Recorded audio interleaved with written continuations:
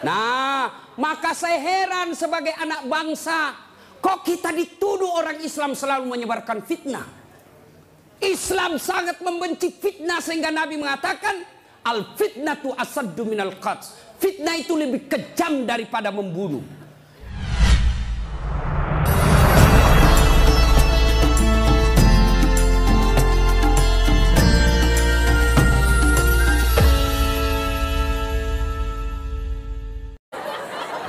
Jangan kau ketawa. Lem toh, nah campur lem Korea. Tidak mau terbuka mulutnya. Pas ngelem, mabuk setengah. Diambil naik motor. Bayangkan kalau orang mabuk setengah naik motor. Dia listrik dikira aspal. Pak, mati. Mati kafir kodongo. Makanya anak muda, silakan kau jadi anak gaul. Anak band-band, anak motor-motor, anak skater, silakan. Tapi jangan dekati yang namanya minuman keras. Vodka, whisky, Jenever, Donald, topi miring. Saya baca. Tuh, mati. Siapa lagi yang bisa mati dalam keadaan kafir? Contoh aja ini, jangan marah. Sabung ayam. Ada juga di sini. Didapat sama polisi, kejar sama polisi, jangan lari, masih lari, tembak peringatan, masih lari, tembak 2 kali, masih lari, tembak 3 kali, akhirnya tembak kakinya, kepalanya dikena. Saya tanya temanku ya polisi, bagaimana caranya kakinya kok tembak kok kepalanya dikena? Dia bilang soalnya waktu tembak dia jongkok. Oh, pantas. Ini jangan kau musuhi polisi, cowok. Oi, kau kira enak? Kau kira enak kalau hidupmu tidak ada polisi di Indonesia? Hah? Rumahmu dirampok, istrimu dibunuh, anak gadismu diperkosa, hartamu dijarah. Kau datang ke polisi. Tolong polisi, tegakkan hukum, cari pelakunya. Apa kata polisi? Mohon maaf, baru saja polsek bubar. Jangan ketawa, saya serius ini. Toh? Pun kalau ada polisi yang minta-minta uang di jalan, biar anak SMP diminta juga uangnya, itu bukan polisi Indonesia, polisi film India. Itu film India kan 3 jam, nanti habis film baru dia datang.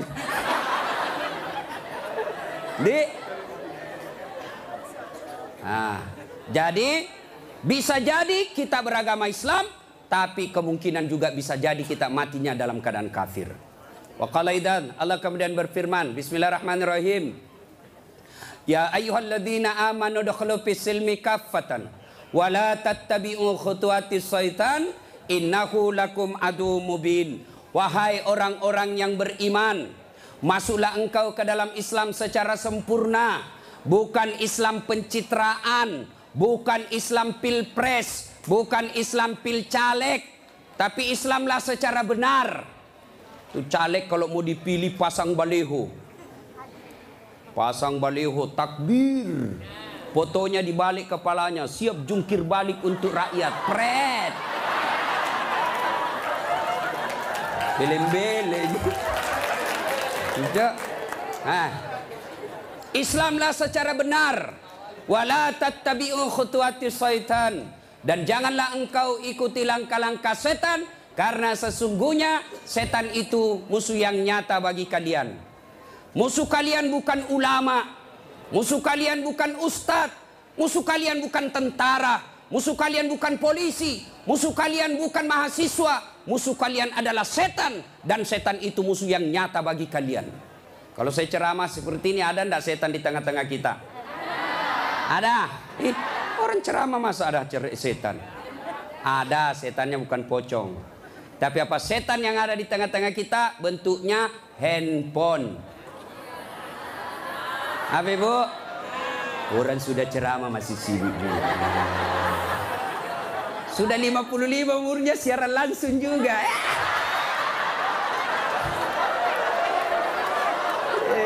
Gayanya. Woi, jangan siaran langsung. Saya tidak mau kalau ada siaran langsung. Simpan dulu HP-mu. Woi. Ibu-ibu yang pegang HP selama saya ceramah, saya doakan suaminya kawin lagi. Simpan dulu HP-mu. Simpan dulu, simpan dulu. Simpan dulu HP, simpan dulu. Simpan dulu. Simpan ya. Bisa? Bu, ada ibu-ibu di Makassar ngefans betul sama saya. Usianya kira-kira 55 tahun. Saya heran, ibu-ibu aja yang ngefans sama saya. Saya lagi ceramah, dia belakangi saya. Barusannya ada orang saya ceramah di belakangi. Ternyata dia ambil HP-nya, selfie. Baru dia tulis di Facebook, dia latar belakang Das Atlatif. Saya dijadikan background. Kok kira saya pot bunga? Selesai ceramah dia kejar 55 umurnya. Selesai saya ceramah dia kejar. Ustadz boleh selfie? Boleh rame-rame supaya tidak ada fitnah. Sudah dia ganti lagi gayanya. Udah ulang lagi. Ulang Ustadz, jelek saya bilang dalam hati. Biar kau ulang apa? Mukamu yang jelek.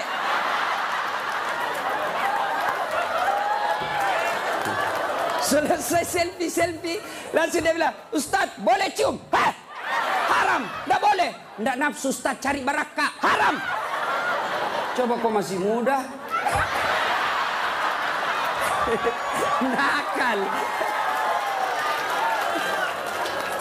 Simpan dulu HP ya, simpan dulu ya. Bu, bisa? Nah, wa qala idzan, Allah kemudian berfirman, Bismillahirrahmanirrahim. Innallaha wa malaikatahu yusalluna 'alan nabi. Ya ayyuhalladzina amanu sallu alaihi wa sallimu taslima. Sesungguhnya Allah dan para malaikatnya bersalawat kepada Rasulullah Muhammad sallallahu alaihi wasallam, maka wahai orang-orang yang beriman, bersalawatlah kalian kepada Rasulullah dengan sebaik-baik solawat. Saya mau dengar mana lebih kencang suaranya, ibu-ibu dengan bapak-bapak. Kita tanding malam ini, siap? Siap? Nah, yuk cowok-cowok, terutama ini cowok jomblo fisabilillah. Nah, kau diam dulu, kita dengar dulu ini ibu-ibu salawat ya. Ayo bu, ayo bareng-bareng bu. Salatullah salamullah ala toha Rasulillah. Salatullah salamullah ala Yasin Habibillah. Alhamdulillah. Ini bukan kencang, ini namanya syahdu. Suara begini yang kasih nafsu laki-laki.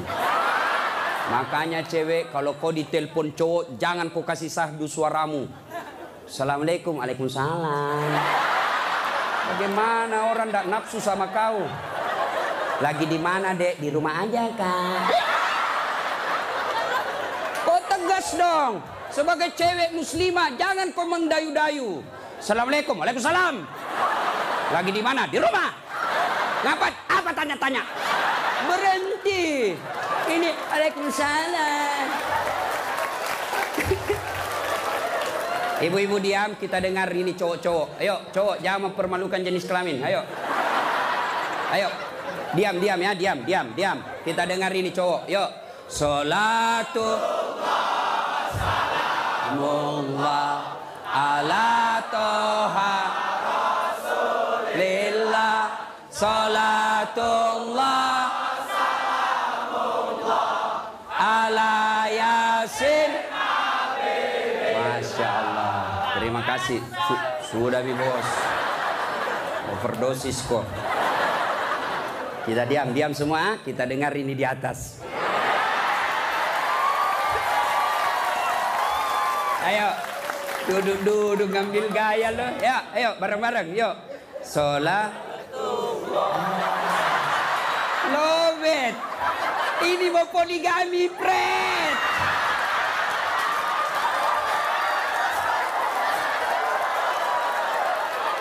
Nah, ayo bareng-bareng semua. Yuk. Salatullah salamullah ala toha Rasulillah. Salatullah salamullah ala Yasin Habibillah. Alhamdulillah, terima kasih. Dek, bisa ndak bedakan tadi mana suara cewek, mana suara laki-laki? Bisa.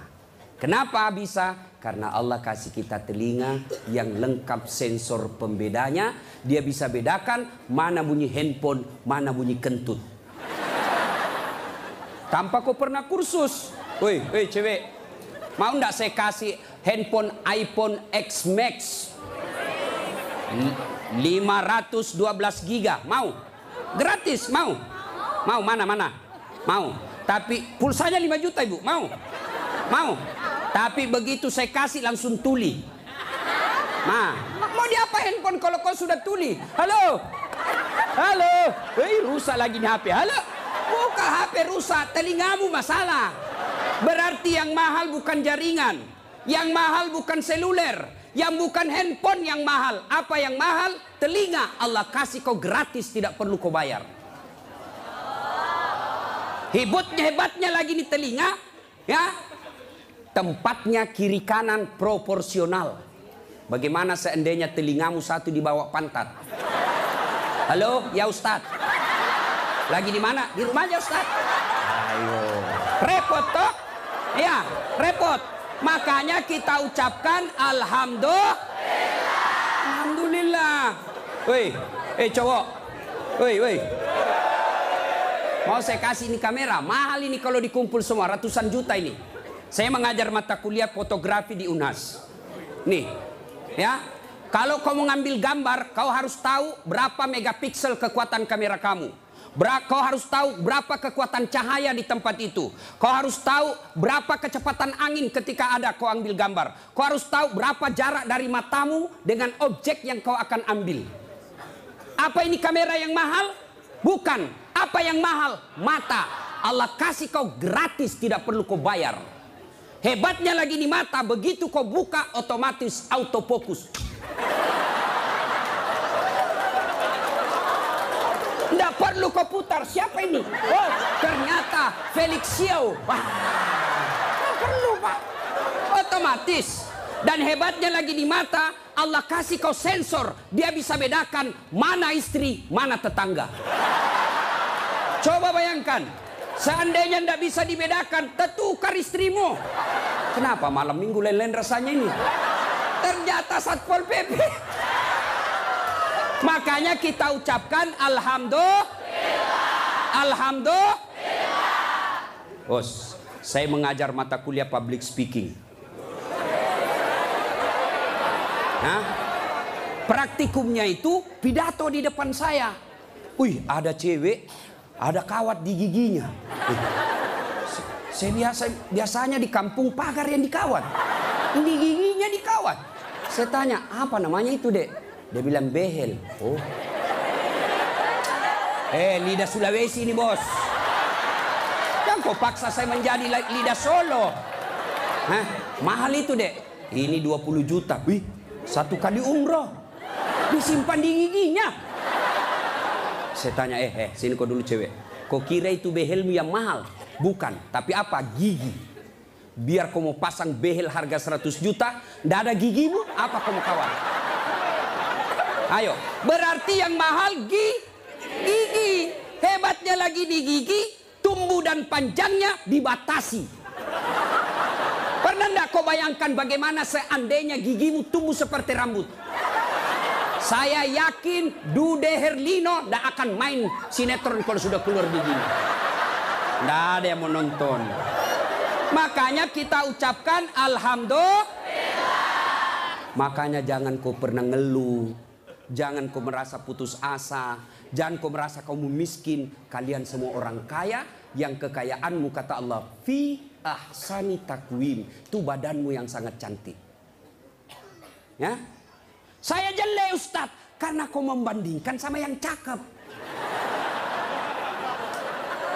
Saya tidak mau duduk dengan ini artis Satri Hijrah, hancur saya. Hancur. Lebih baik saya dekat-dekat sama Tukul 11-12. Kalau saya dekat-dekat di sini, hancur saya, Pak. Bersyukurlah kepada Allah, dan salah satu cara bersyukurmu, kamu datang di tempat ini. Allah kasih kita begitu banyak nikmat. Sehingga Rasulullah pernah sujud, meneteskan air mata dalam sujudnya. Lalu Umar bertanya, ya Rasulullah, kenapa kau meneteskan air mata? Kata Nabi, karena saya tidak bisa membayar nikmat Allah dengan ibadah yang saya lakukan. Adakah yang bisa mengalahkan ibadahnya Nabi? Demi Allah di kolong langit ini tidak ada orang yang hebat ibadahnya seperti Rasulullah Muhammad SAW. Tapi beliau masih sadar ibadah yang dilakukan tidak mampu membayar nikmat yang Allah berikan. Maka kalian bersyukur datang ke tempat ini. Dengan catatan setelah kau datang ke tempat ini, sehari sampai 3 hari, kalian dengar dakwah, kalian berzikir, kalian ngaji, kalian mencatat. Ingat, setan tidak pernah putus asa menggoda kalian. Bagaimana cara dia goda? Dia hancurkan pahala-pahalamu. Adakah perbuatan yang bisa menghancurkan pahala-pahala kita? Ada, kata Nabi. Sittatu asyain tuhbitul amal. Ada 6 sifat yang bisa menghancurkan amal-amal kebaikanmu. Adik-adik sekalian, kalian pulang ke sini 3 hari kalian bertempur. 3 hari kalian bertempur melawan iblis, melawan kesombongan, melawan kepongahan, meningkatkan kesabaran. Jangan pikir setan putus asa menggodamu. Dia akan goda kamu setelah kau pulang. Dengan cara apa? Dia hancurkan amal-amalmu. Sehingga nanti kau berkata di hadapan Allah, ya Allah, mana pahalaku? 3 hari 3 malam saya dengar dakwah. Allah menyatakan, memang dulu ada pahalamu, tapi hancur oleh karena perbuatanmu sendiri. Apa gerangan yang menghancurkan amal itu? Kata Nabi, 1, al-istighalu bi'uyubil khalq. Suka sekali cerita kejelekan orang, dia lupa kejelekan dirinya sendiri. Gosip, gibah, penyakitnya. Bu ibu. Nabi ketika Isra Mi'raj diperlihatkan, bawa Nabi ke surga, Masya Allah banyak perempuan. Masuk ke neraka, na'udzubillah min zalik, lebih banyak lagi perempuan. Kenapa? Kata Nabi, karena 2 hal. 1, dia tidak mampu mensyukuri nikmat berupa suami. Dan yang kedua, dia tidak mampu menjaga mulutnya. Penyakitnya ibu-ibu. Saya ajak lewat tadi, masih ada yang gosip. Begitu saya dilihat, dia bilang, itu juga bajunya yang di YouTube.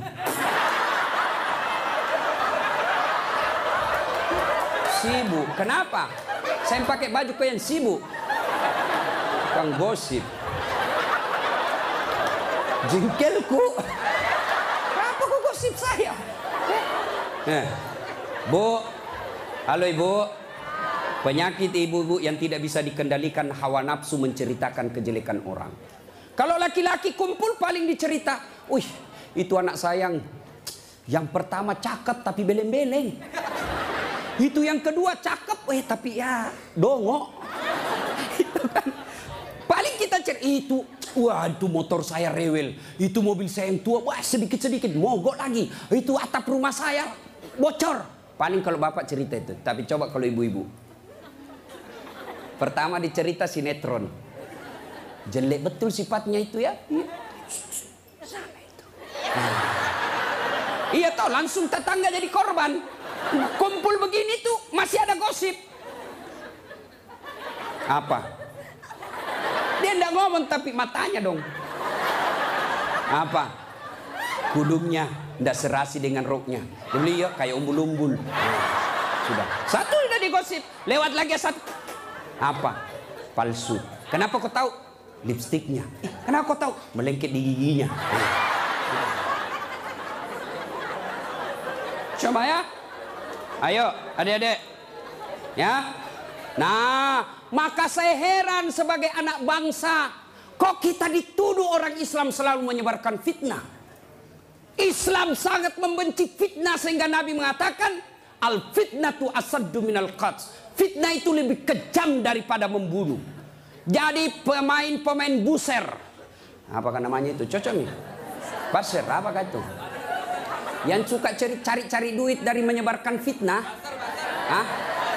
Yo itu baser. Manalah. Tidak adalah kita orang Islam. Suatu kali Nabi menyampaikan, barang siapa yang mengucapkan 2 kalimat syahadat, diyakini sampai mati pasti masuk surga. Abu Hurairah senang dengar ini. Lalu Abu Hurairah berlari-lari kecil menuju ke pasar. Dengan tujuan apa? Dia mau menyampaikan berita gembira ini. Lalu didapat oleh Umar. Abu Hurairah, kau mau pergi mana buru-buru? Saya mau menyampaikan berita penting. Apa itu? Barusan saja saya dengar menyampaikan Nabi, siapa yang syahadat, yakin sampai mati, pasti masuk surga. Umar berkata, betul kok Nabi bilang begitu? Betul. Saya tidak percaya. Ayo kita datang ke sumber. Dalam teori komunikasi, inilah disebut check and recheck. Datanglah Umar, klarifikasi ke sumber berita. Rasulullah, ya Rasulullah, katanya Anda mengucapkan siapa yang syahadat, yakin sampai mati, pasti masuk surga. Apa betul berita seperti itu ya Rasul? Nabi katakan betul. Tapi ya Rasulullah, ada apa? Ini Abu Hurairah, dia mengumumkan di pasar. Terus saya khawatir nanti disalahpahami umat kita. Biar tidak sholat yang penting syahadat masuk surga. Biar judi yang penting syahadat masuk surga. Biar zina yang penting syahadat masuk surga. Saya salah paham nanti orang, saya khawatir hadis ini dipahami dengan salah. Lalu Nabi katakan, oke, jangan kau sampaikan ini halal umum, karena dia bisa mengganggu kemaslahatan umat. Itulah sebabnya kita kenal dalam Islam, likulli makam makal, walikulli makal makam. Setiap ada ucapan, ada tempat yang cocok untuk ucapan itu, dan setiap tempat ada ucapan yang cocok untuk tempat itu. Maka ibu-ibu harus bijaksana memegang WhatsApp, harus bijaksana memegang medsos. Kenapa? Karena jika ibu salah menempatkan medsos itu, maka ibu bisa berujung pada penjara. 2. Yang bisa menghancurkan amal kebaikan kita. Apa itu kata Nabi? Hubbud dunia. Terlalu cinta kepada dunia. Cinta dunia boleh. Cinta dunia boleh. Mana yang tidak boleh? Terlalu cinta kepada dunia. Nah ibu, yuk. Salatullah ala toha Rasulillah. Salatullah ala yasin. Cinta dunia. Mana cinta dunia? 1, menganggap enteng ibadah. Hayya 'alas shalah. Sebentar, masih panjang waktu duhur. Ini kan sampai jam 3. Cinta dunia. Mana lagi cinta dunia? Ini paling banyak cewek. Mukanya dia tidak terima dengan ikhlas. Mukanya dikira tembok, coklat, biru, abu-abu, krem. Sekarang cewek kan banyak palsu. Bulu matanya panjang, palsu. Matanya biru, palsu. Bibirnya merah, palsu. Pantatnya gabus, palsu. Itu terlalu cinta dunia. Perempuan kan sekarang bingung saya lihat. Rambutnya panjang, mau dikasih keriting. Yang keriting rambutnya dia kasih lurus. Iya kan? Allah sudah kasih yang baik, dia tidak syukuri. Begitu mulai putih rambutnya, stres, dikasih semer. Kena matamu, tidak. Karena waktu yang sangat terbatas. Yang ketiga, apalagi yang bisa menghancurkan amal ibadah kita? Qillatul haya, kurang rasa malu. Oh, ini banyak di Indonesia. Anggota DPR malu dong, sudah digaji oleh rakyat, uang rakyat, kalian tidur saja. Dedek, pernah dengar cerita anggota DPR di akhirat? Hah? Jadi anggota DPR kan ada penghafal Quran, masuk dalam surga. Begitu masuk dalam surga dilihat, kok banyak anggota DPR di sini? Di negara aku banyak di OTT karena korupsi. Dia pergi protes sama malaikat penjaga surga. Malaikat, kenapa banyak ini masuk anggota dewan dalam surga? Di negara saya banyak yang korupsi. Dia bilang anggota penjaga surga, dah sok ribut. Kenapa? Dia cuma reses. Sebentar lagi pulang ke tempat asalnya.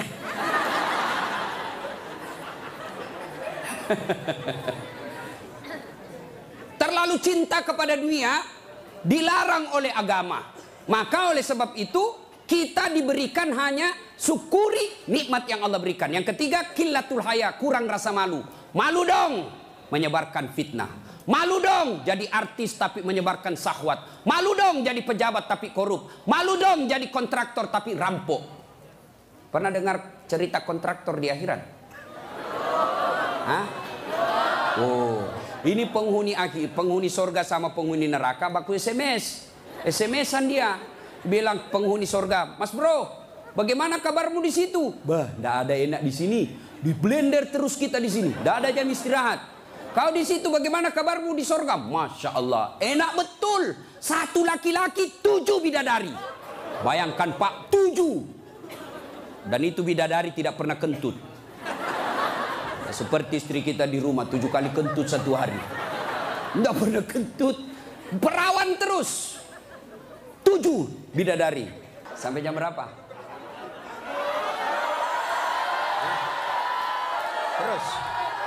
Terus. Lalu kata penghuni sorga, wah enak betul di sini. Penghuni neraka, bolehkah kami jalan-jalan ke situ? Boleh. Ya gimana? Penghuni neraka kan kreatif. Banyak solusinya. Gimana? Sudahlah, tidak usah cemas. Kami bikin jembatan dari sorga, kamu juga bikin jembatan dari neraka.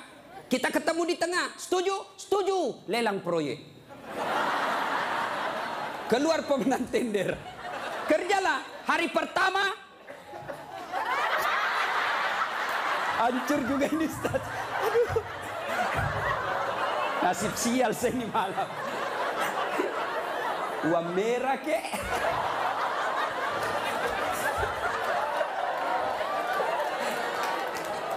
Jauh-jauh dari Sulawesi 10.000.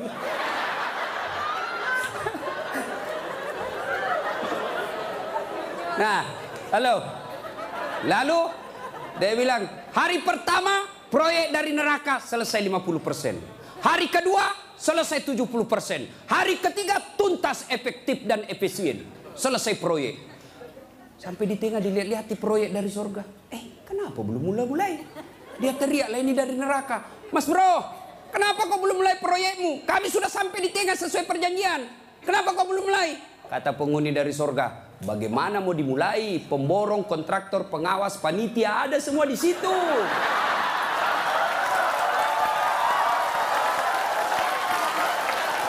Di sini penghafal Quran aja di sini. Nggak tahu hitung proyek, salah-salah kalkulatornya. Ya, cinta dunia, ya, kurang rasa malu. Mana lagi yang kurang rasa malu? Kalian cewek. Ayo, ibu-ibu hadir di sini, alhamdulillah. Tapi tolong yang paling banyak kurang rasa malunya sekarang perempuan. Mulai dari cara berpakaiannya. Kata Nabi, suatu waktu nanti perempuan berpakaian tapi telanjang dan mereka menyukainya. Berpakaian tapi telanjang dan anehnya mereka suka. Mana disebut berpakaian tapi telanjang? Lihatlah sekarang. Saya selalu istilahkan, lebih susah lihat paha ayam kampung daripada paha cewek. Yang ketawa, saya serius ini.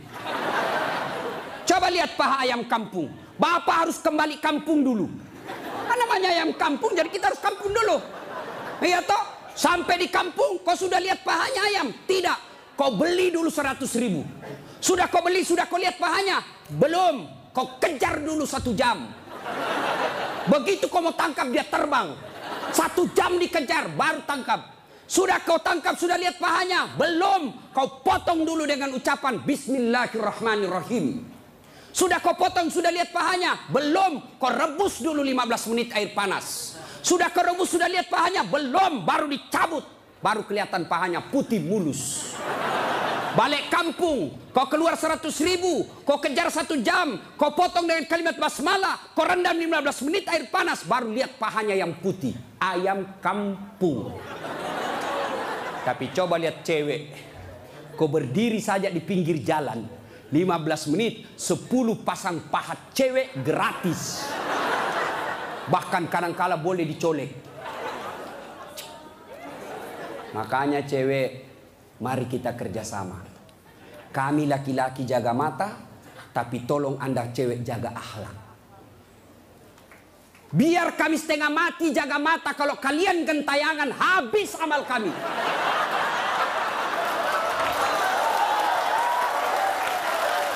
Ya, saya kalau mau pergi mengajar di kampus, saya ngaji dulu beberapa ayat, sholat duha dulu 2 rakaat, baru 1 kilometer saya naik mobil hancur amalku. Sebelah kanan ketek, sebelah kiri dada, di depan paha. Nggak mungkinlah saya jalan terus begini. Tiang listrik ku tabrak. Yo cewek, woi, mari kasihani mata kami. Dilihat, haram? Tidak dilihat, barang bagus.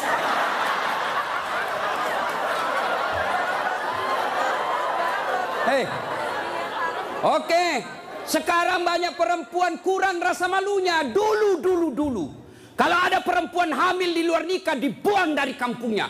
Keluar kau menyebarkan aib. Itu dulu. Dulu perempuan meskipun belum pakai jilbab, tapi dia jaga harga dirinya. Saya zaman SMA kan belum ada jilbab.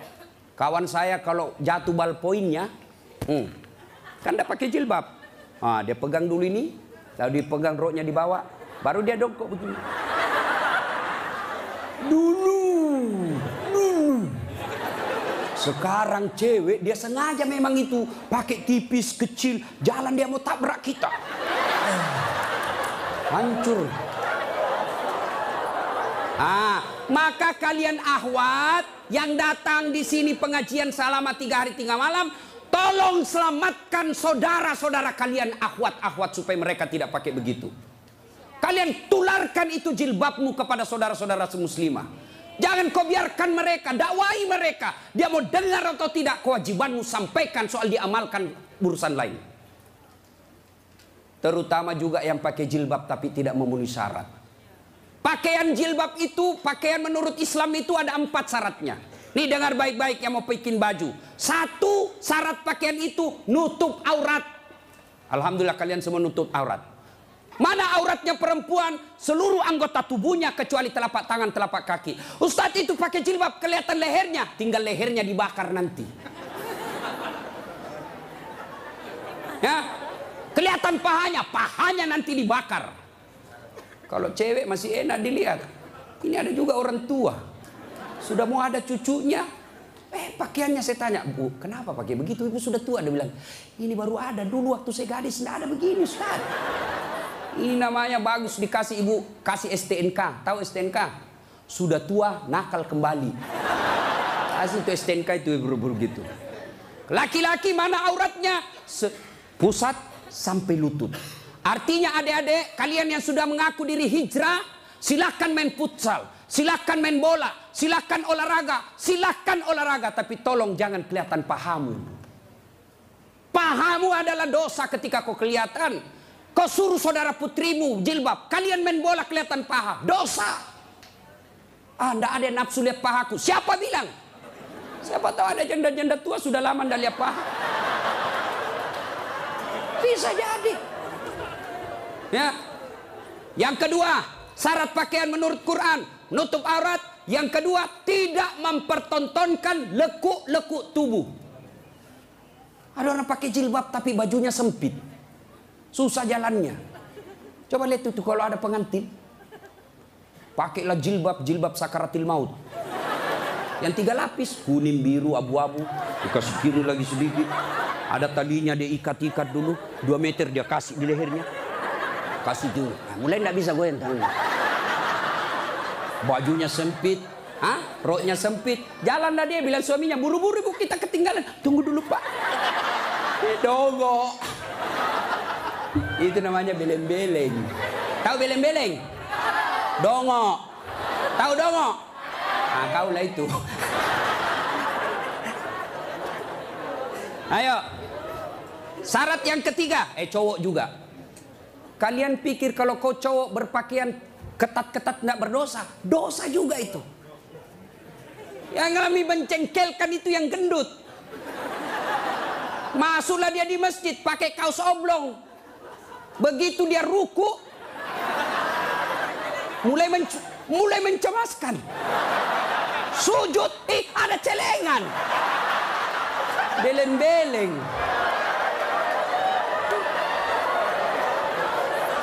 Nah, yang ketiga, syarat pakaian yang ketiga, saya ulang, tutup aurat, tidak mempertontonkan lekuk-lekuk tubuh. Yang ketiga, pantas. Apa maksudnya? Kalau saya alumni apalagi Muslim United, saya alumninya, 3 hari 3 malam saya dengar dakwah, maka sebaiknya pantas tidak saya berpakaian begini. Saya pengurus remaja masjid, pantas tidak saya berpakaian begini. Saya muslim terhormat, pantas tidak berpakaian begini. Saya pejabat, pantas tidak saya berpakaian begini. Saya muslimah, pantas tidak berpakaian begini. Tanya kepantasannya. Itulah sebabnya agama Islam mengajarkan ketika kau berpakaian, tanya, yuk pantas tidak pakaian begitu? Dan ini pakaian ternyata menyelamatkan kita dari dosa. Mana buktinya? Saya. Kemana-mana saya pakai begini. Cuma kadang-kala dia gosip saya itu pegawai bank. Kan saya mana-mana pakai sarung. Saya masuk nabung ada pegawai apa sih itu yang namanya terima duit? Teller. Hah? Iya teller. Dia gosip. Dia kan apa? Salah masuk. Dia kira masjid. Dia kira saya masuk masjid, saya pakai sarung. Saya dengarlah saya, kenapa? Saya pakai sarung koin sibuk. Nggak jadi saya nabung, pulang saya. Orang kalau pakai muslim begini, baju koko, gamis, insya Allah terpelihara dari dosa. Saya jalan tiba-tiba di mall banyak cewek cantik, nggak mungkin saya lihat. Kenapa? Saya malu. Masa Ustadz lihat yang cantik? Terpaksa dilihat, ya lihat sedikit aja. Sudah. Ayo, ibu-ibu, mau ndak suamimu terhindar dari tempat-tempat maksiat? Keluar suruh pakai peci, pakai songkok, pakai gamis. Ndak mungkin dia pakai begini pergi main biliar. Hah? Maka suruh pakai itu. Ada di Makassar, saya sudah suruh pakai Ustaz, tapi di mobil dia ganti. Memang sudah tabiatnya itu sudah bajingan. Ya, yang keempat, syarat pakaian yang keempat adalah indah. Ternyata Allah tidak meninggalkan keindahan. Allah tidak melarang kita keindahan dalam berpakaian, tapi dengan catatan tertib aturannya. 1, tutup auratmu. 2, jangan kau tontonkan lekuknya. 3, pantas. 4, indah. Ini sistematis, tidak boleh ditukar. Sayang 1000 sayang kita bikin pakaian. Indah nomor 1, nutup aurat 19. Akhirnya pakaian kita seperti yang kita lihat sekarang ini. Yang di atas turun ke bawah. Yang di bawah naik ke atas. Ketemu di tengah. Tipis, sempit, kecil. Dongo. Nah, qillatul haya, kurang rasa malu. Yang keempat, yang bisa menghancurkan amal kebaikanmu kata Nabi, qaswatul qalbi. Apa itu? Keras hati. Apa itu? Tidak mempan nasihat. Selesai dengar ceramah tidak ada perubahan. Apa malah dia bilang? Siapa panggil itu Ustadz dari Sulawesi? Saya. Lain kali tidak usah undang. Kenapa? Tidak enak ceramahnya. Kenapa? Masa 6 dia bahas saya terus dia kena. Keras hati kau. Selesai dengar ceramah larang merokok. Malah dia bilang, apa tahu rokok apa? Memangnya saya minta duitmu? Keras hati. Ada perokok di sini? Ada? Saya doakan kalian berhenti merokok. Coba dengar itu calon-calon istrimu. Itu biasa orang merokok kayak kurang kerjaan. Itu aja dikerja 10 menit. Dan saya kasihan kadang-kala kalau di bandara. Coba lihat tuh perokok, dikasih masuk kayak kotak-kotak, kayak belek-belek. Sendiri di dalam enggak. Sekali-kali isap kunyah. Jangan kau sebarkan itu asapnya ke kita. Bolehlah kau merokok, silakan, tapi jangan kasih asapnya orang lain. Bagaimana caranya Ustaz? Kau bawa kresek.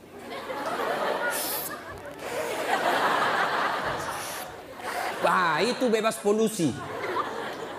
Ibu-ibu setuju enggak suaminya berhenti merokok? Kalian membenci 9 naga. Kalian membenci mereka-mereka itu. Tapi kalian beli rokoknya. Kalau kalian mau hancurkan mereka, berhenti kau merokok. Lebih baik itu rokokmu anak muda, kau tabung, lamar cewekmu. Kau juga cewek, jangan terlalu lama mau dipacari. Ini pacaran Islami Ustaz, pret. Pacaran syar'i. Mana ada pacaran syar'i cilaka? Dengar ini cewek. Kau sudah 2 tahun dipacari tidak dilamar-lamar, berhenti kau. Kasih tahu itu cowokmu. Motor aja dicicil 1 tahun sudah lunas. Kamu sudah 2 tahun dipacari tidak dilamar-lamar. Modal 10.000. Roti 1. Teh botol 1, autan 2. Modal 10.000 malam minggu. Nah. Nah. Qaswatul qalbi, keras hati, tidak mempan nasihat. Mereka yang selesai dengar dakwah tapi tidak ada perubahan, itu yang disindir oleh Allah. Watawa'un alaihim a'anzartahum la yu'minun. Kau sampaikan ayat Allah atau tidak, kau ceramai atau tidak, sama saja mereka tidak akan beriman. Keras hati, habis amalmu. Yang ke-5, penghancur amal, tulul amal. Apa itu? Panjang angan-angan alias malas. Dan yang ke-6, wadzalimun la yantahi, perbuatan zalim yang tidak bisa dihentikan. Zalim kepada Allah, tidak sholat. Puncak kesaliman kepada Allah, tidak sholat. Ada yang malas sholat di sini? Ada? Hei adik-adik, mau jadi direktur, mau jadi pegawai, mau punya rumah yang mewah, gampang, perbaiki sholatmu. Kecil buat Allah kasih kau mobil, kecil buat Allah kasih kau rumah yang mewah. Allah cuma minta sempurnakan sholatmu. Ada di sini yang tidak ada masalah? Ada? Ini malah muka-muka penuh masalah semua ini. Ayo, mana ada manusia tidak ada masalahnya? Istri cantik, kau kira bukan masalah? Masalah digoda orang, apalagi kalau suaminya jelek, lebih masalah lagi. Berarti bagus kalau istri jelek. Istri jelek dihina orang, kita lagi yang malu jalan sama dia. Duluan aja dek, nanti kita ketemu di gedung. Sampai deket tuh tidak muncul-muncul suaminya. Mana kau bang? Tidak jadi, saya mencret. Istri jelek masalah, istri cantik masalah. Mana ada orang tidak ada masalahnya? Kita kuliah apa masalah? Mau sarjana. Sudah sarjana selesai masalahmu? Tidak, mau punya kerja. Sudah punya kerja selesai masalahmu? Muncul masalah baru. Apa? Mau jadi kepala dinas. Sudah kepala dinas selesai masalahnya? Muncul masalah besar lagi, mau jadi sekda. Sudah jadi sekda selesai masalahnya? Belum, mau jadi wali kota. Sudah jadi wali kota? Mau 2 periode. Mau 2 periode baru dongo. Beleng-beleng. Kau salah, kenapa kau suruh pilih dongo? Mau kok? Ayo, tidak ada orang tidak ada masalah. Ya, maka Allah tidak mengatakan, hei Das'at, ada masalahmu, kau puasa dulu. Tidak. Hei Das'at, ada masalahmu, kau jadi dokter dulu, kau jadi insinyur dulu, kau kaya dulu, kau anggota DPR dulu. Allah tidak menyatakan itu. Allah cuma minta 2. Ista'inu bisawri wassalah. Sabar, perbaiki solatmu, saya yang selesaikan masalahmu. Itu janji Allah, bukan janji caleg. Kalau caleg mau dipilih, dibagi-baginya kartu namanya. Pilih saya, pilih saya. Ada masalahmu, telepon saya 24 jam. Begitu terpilih, dia ganti nomor HP-nya. Allah janji, pasti Allah tepati. Allah cuma minta, ada masalahmu cewek, kau risau soal jodoh, yuk perbaiki sholatmu. Cowok, ada masalahmu, kau sudah sarjana, tidak dapat kerja, yuk sempurnakan sholatmu. Saya sudah sholat Ustaz. Betul kau sholat tapi tidak ikhlas. Hayya 'alas shalah. Asar lagi. Barusan duhur, kau tidak ikhlas. Saya sudah sholat Ustaz. Betul kau sholat tapi main-main. Mana buktinya? Allahu Akbar. Ya kana siratal ladzina. Kau ketawa karena kau bayangkan dirimu. Nah, siapa yang ngajar kau sholat begitu? Sampai ada yang tanya saya ibu-ibu, Ustaz boleh enggak sholat? Panas Ustaz di rumah, enggak ada AC, enggak ada kipas. Sholat duhur boleh enggak tidak pakai BH? Boleh, tapi kau tidak beradab namanya. Boleh. Bayangkan kalau kau ruku. Yang ketawa cowok, ini barengan laki-laki perempuan. Boleh, tapi tidak beradab namanya. Itu kau tidak ikhlas. Saya sholat Ustaz, betul kau sholat. Tapi sholatmu ya tidak seperlunya. Ayo sholat Allah.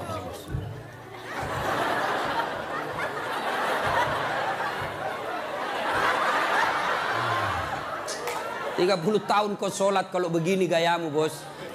Adik-adik, kau punya handphone? Ibu-ibu punya handphone? Waktu beli handphone itu ada buku pedoman kan? Iya. Dan di situ dicatat merah tebal. buku pedoman petunjuk pemakaian handphone. Dicatat besar-besar, catatan penting. Baca buku pedoman ini sebelum penggunaan handphone. Handphone aja kau pakai itu belum tentu untuk kebaikan. Ada buku pedoman penggunaannya. Sholat kalian yang pakai 5 kali sehari semalam paling sedikit. Lalu kenapa kau tidak pernah buka buku pedoman sholatmu? Ya. Nah, maka Bu, Bapak, perbaiki saja sholat. Insya Allah selesai masalahmu. Ya? Zolim. Zolimun la yantahi. Perbuatan zolim yang tidak bisa dihentikan kepada Allah. Yang kedua, zolim kepada jenis kedua, zolim kepada sesama manusia. Tidak usah zolim kepada tetangga. Ibu-ibu zolim kepada suaminya. Mana ibu-ibu zolim kepada suaminya? Suaminya dijadikan tahanan kota. Baru keluar 1 jam ditelepon. Di mana kau, Pak? Di mana kau? Keluar kau, pulang kau. Bagaimana kita tidak cepat mati? Kita keluar, kau cari, sampai di rumah kau maki-maki. Baik kalau kau cantik. Berat badan makin nambah. Duduk makan canggoma. Nonton sinetron ngangkat ketek sambil menguap. Kita di jalan semua harum cewek-cewek. Sampai di rumah, la haula wala quwwata illa billah. Suami zalim kepada istrinya. Contohlah Rasulullah, ya. Rasulullah itu sangat romantis. Maka orang yang zalim kepada Allah adalah tidak menunaikan kewajibannya kepada Allah. Zalim kepada sesama manusia, hak-haknya orang dia serobot. Dan yang ketiga, zalim kepada diri sendiri. Apa zalim kepada diri sendiri? Dia sudah tahu maksiat, tapi dia tetap lakukan. Maka menghindari semua itu, kita hadir di tempat ini sebagai wujud kita cinta kepada Allah. Mudah-mudahan kesalahan-kesalahan kita diampuni oleh Allah Subhanahu wa taala. Banyak yang ingin kita sampaikan, tapi waktu jualah yang membatasi kita. Insya Allah lain waktu dan kesempatan kita akan lanjutkan. Kalau masih mau dengar ceramah saya, gampang. Gimana caranya, Ustadz? Ambil handphonemu, buka YouTube, tulis nama saya Das'at Latif. Keluarlah ceramah saya ratusan. Sudah itu jangan lupa kasih tanda begini. Yang ketawa, saya serius ini bos. Yang kau kasih begini. Kalau kasih begini deh, cari kau malaikat pencabut nyawa. Masa ceramah kau kasih begini? Dah enak perasaan kau lihat cara mata kasih begini bos. Kalau kau tidak senang, ya sudah, tidak usah komentar. Nah, cuma cepat habis kuota, 1 jam habis menguras kuota. Maka saya sediakan ceramah yang tidak menguras kuota. Gimana caranya? Follow saya di Instagram. Das'at Latif 1212. Das'at Latif 1212. Sudah ku follow, Ustaz. Tidak mau terputar ceramahmu. Hakul yakin dada datamu. Kau beli kuota dulu ya. Nah, sudah Ibu Bapak, mudah-mudahan ada manfaat. Sebelum kita akhiri, mari kita kirimkan suratul Fatihah kepada Rasulullah Muhammad SAW. Khasiat dan keutamaannya kita ikhlaskan untuk mereka yang merintis pembangunan masjid ini. Yang terkenallah masjid ini seluruh jagat Indonesia. Masjid ini adalah masjid pergerakan umat Islam di Yogyakarta. Mari kita doakan. Mudah-mudahan orang-orang yang berpartisipasi dalam pembangunan masjid ini dan pelaksanaan acara ini, Allah mudahkan hidupnya. Allah balas segala kebaikannya, Allah angkat derajatnya. Dan jika kelak menghadap kepada Allah, Allah hadapkan dalam iman dan Islam. Al-Fatihah. Bismillahirrahmanirrahim.